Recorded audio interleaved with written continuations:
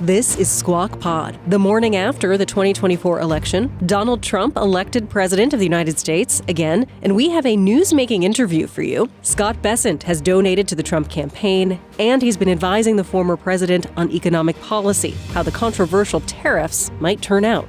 I would recommend that tariffs be layered in gradually, which the price adjustment would be over a period of time.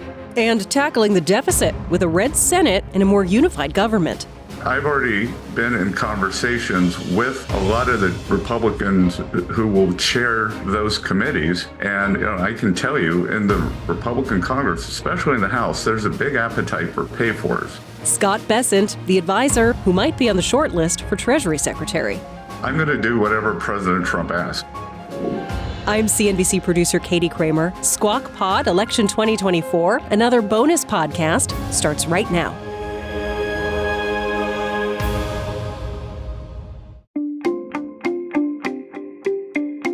On this special series of podcasts, we're bringing you the best of our 4-hour post-election Squawk Box, the Wednesday morning show, with our anchors Joe Kernen, Becky and Andrew Ross Sorkin. And this next interview is with a name you might not already know, Scott Bessent. He's a donor to the Donald Trump campaign and has been a key advisor to the president-elect on economic policy. He's been so involved, in fact, that he's rumored to be on the short list for the new administration's role as Treasury Secretary, following Janet Yellen, who had the job under Joe Biden after she served as chair of the Federal Reserve. And speaking of the Fed, Bessent was also the Trump advisor who floated a rare intervention in the White House's relationship with the central bank. In an interview with Barron's last month, Bessent suggested that a Trump administration 2.0 would name the next Fed head so early as to sideline the man currently in the job, Jay Powell.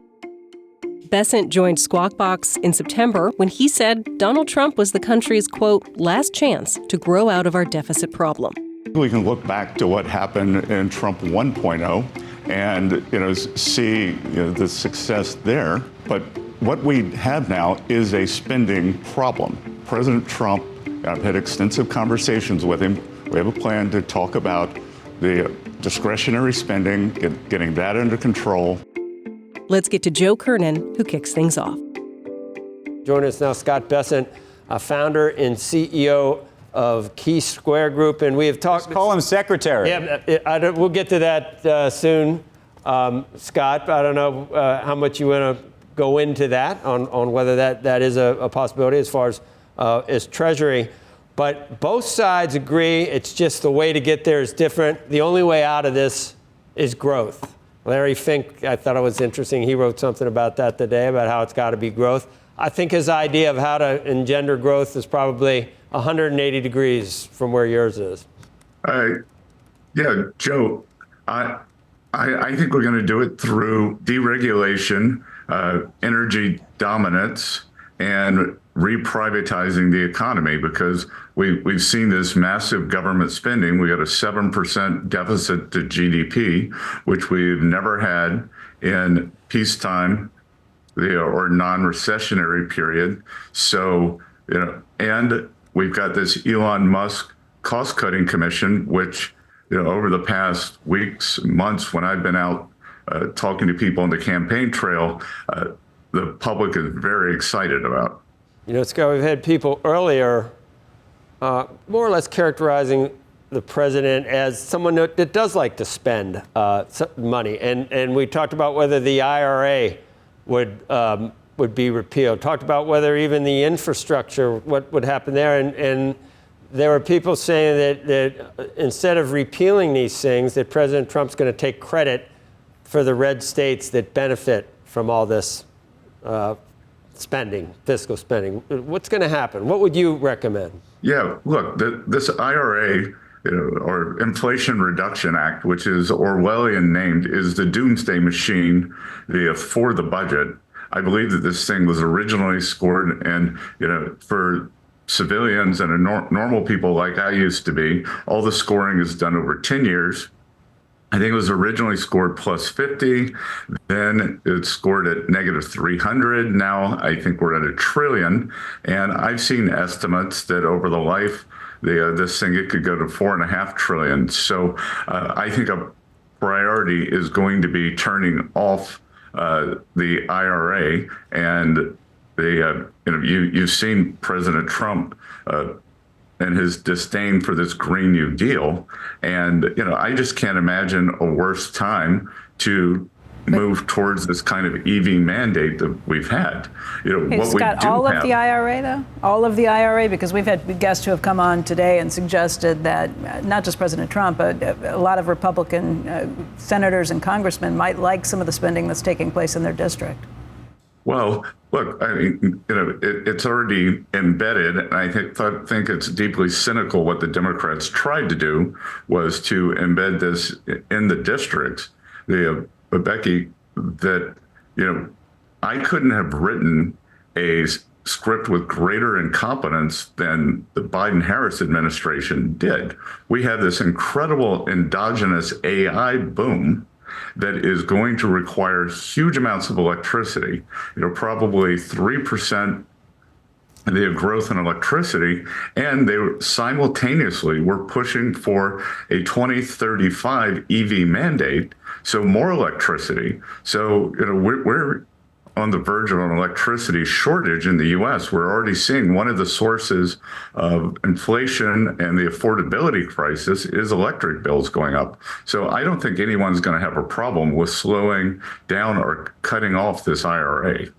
Scott, there's been lots of questions about the future of the Federal Reserve, its independence, whether Jay Powell remains in his role to the end of his term, whether there are shadow chairmen that are tried to be put in place or other things like that. I don't know how feasible or even practical those things are, but what do you think President Trump is going to do as it relates to the Federal Reserve, and what would you recommend to him? I think he's already come out and said that the Chair Powell is going to finish out his term, and I was misquoted by a very good Barron's reporter who I think misunderstood what I said. I think that we should appoint the next or nominate the next Federal Reserve chair very early. I think one of the sources of the great inflation, the 2022, was Jay Powell was the latest appointment of this century. And, you'd have to ask the Biden people why they waited so late. He was not renominated until the end of November 2021. He was confirmed in December 2021, and then he began hiking rates in March of 22. If they had renominated him and reappointed him 6 months earlier, he could have gotten started sooner. So, the other thing too is, think about it. President Trump has already said he is not going to renominate Jay Powell. So in a way, that increases his independence, right? He's not gunning for a reappointment. Right. So let me ask you a related follow-up question. One of the candidates, and we've had him on the broadcast many times, is Kevin Warsh, that people talk about as a prospective chairman for that role. But one of the things that he has been is, I would argue, not dovish. Dovish would not be the term I would put with Kevin Warsh. And how you think President Trump would think about somebody who isn't, quote unquote, dovish, given some of the things that he may want to do. Well, Andrew, I think it's how do we define dovish? Because Jay Powell did what I thought was an inappropriate jumbo rate cut in September. And look what dovish got us. Exclude the move in the bond market today, which we could talk about if you want, but a dovish Fed raised the 10-year rate by 70 basis points. So, that's not dovish. They're actually tightening financial conditions at the 10-year end, which is what drives a lot of capital formation for businesses and certainly the mortgages. So, I think that we have some great candidates, including Kevin Warsh. And, sometimes holding short-term rates brings long-term rates down. So I don't think that, someone who is, cut on the short end. And, I think, too, that we can get into an equilibrium where, Trump 1.0 was very disinflationary, or you could just say that inflation was very quiescent under President Trump. It was around target of 2.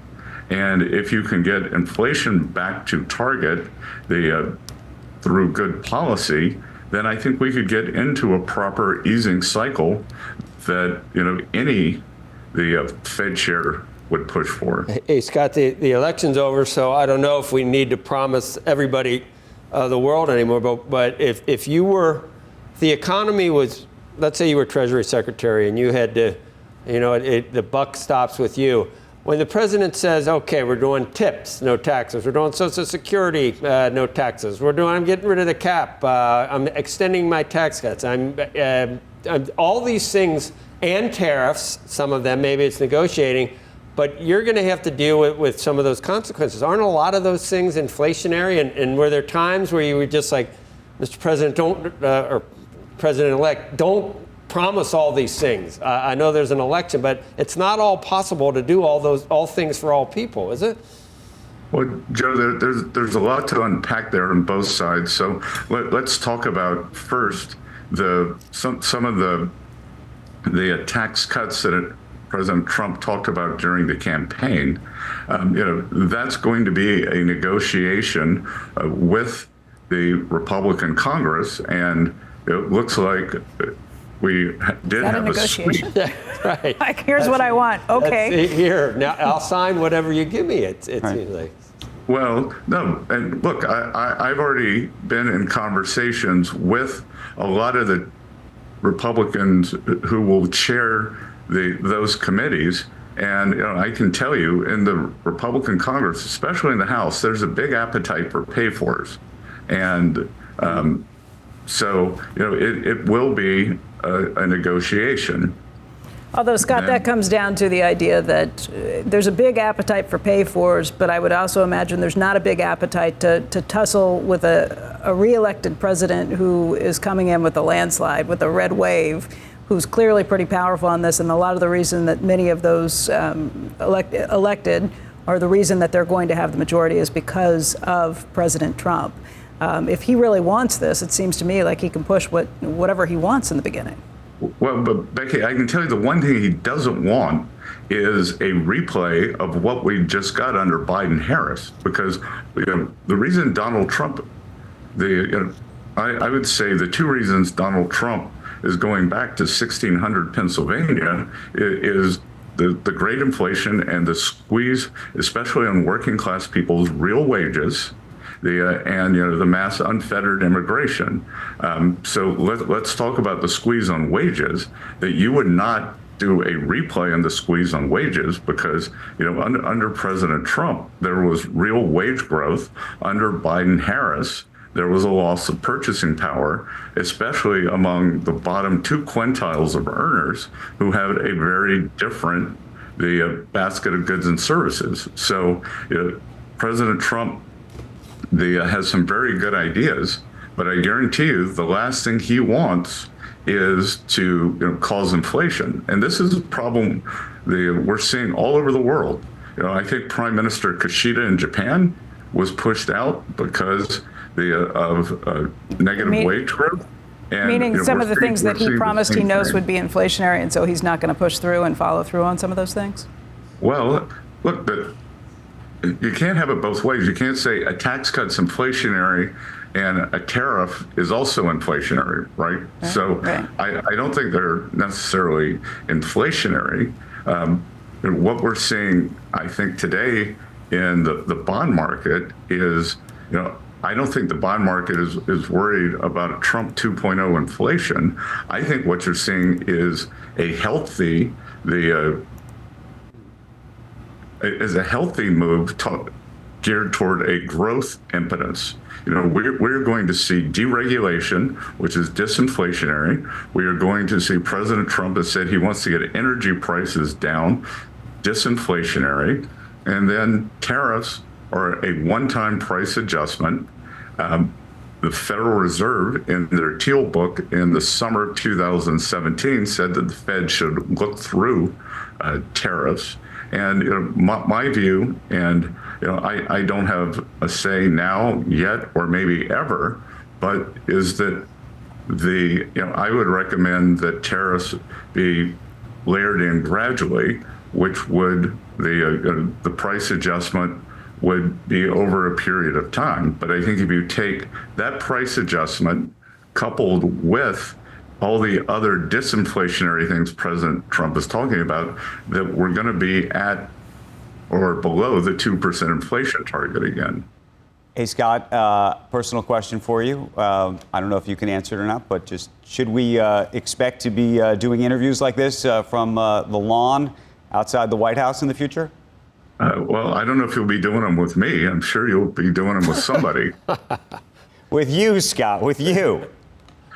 Look, I'm going to do whatever President Trump asks. If he says, Scott, be better to have you on the outside. We can speak once a week and you can critique what's going on, I'll do that.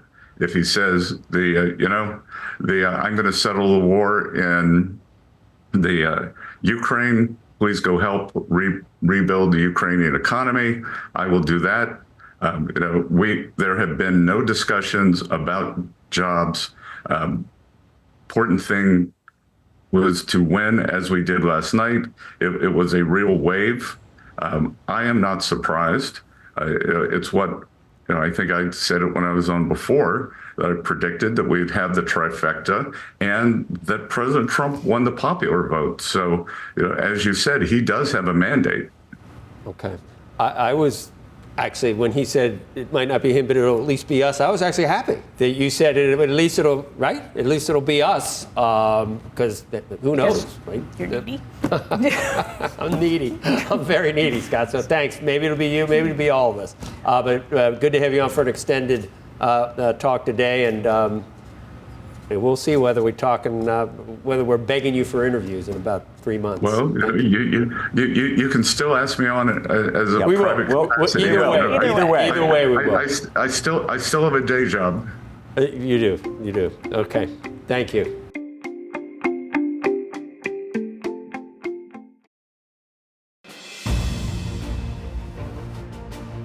That's it for Squawk Pod today. We tried something a little new, pushing out a series of mini podcasts to give you the best of our election coverage faster. Let us know what you think of that approach. As always, you can find us on X at Squawk CNBC, or you can rate or review this podcast on Apple Podcasts. We love to hear from you. Thanks to Squawk Box anchors Joe Kernen, Becky Quick, and Andrew Ross Sorkin. And thanks to you for listening. That's it. Have a great Wednesday.